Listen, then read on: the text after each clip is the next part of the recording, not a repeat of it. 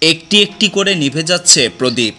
Afghanistan, Iraq, Libya, মিশর, ফিলিস্তিন প্রতিটি ধ্বংসযজ্ঞই যেন মুসলিম বিশ্বের নীরবতার নির্মম প্রতিচ্ছবি। ইতিহাসের পুনরাবৃত্তি চলছে আবারও। এবার লক্ষ্য ইরান।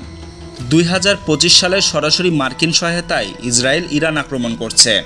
তাদের টার্গেট শুধু পরমাণু স্থাপনা নয়, তাদের নেতৃত্ব, আত্মমর্যাদা ও প্রতিরোধ শক্তি। প্রেসিডেন্ট ইব্রাহিম রাইসির মৃত্যুর পর আয়াতুল্লাহ খামেনির জীবনও হুমকির মুখে। তবু মুসলিম বিশ্ব আজও নিশ্চুপ।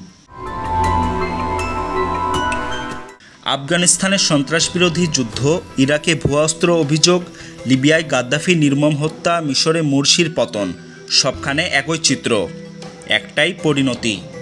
প্রতিবারই মুসলিম রাষ্ট্রগুলো থেকেছে নিষ্ক্রিয়। আজই সে ধারাবাহিকতায় চূড়ান্ত রূপ দেখা যাচ্ছে ইরানে। এই নীরবতা কি শেষ জামানার পূর্বাভাস? উম্মাহর দুর্বলতা কি আমাদের ভবিষ্যৎ ধ্বংসের ইঙ্গিত?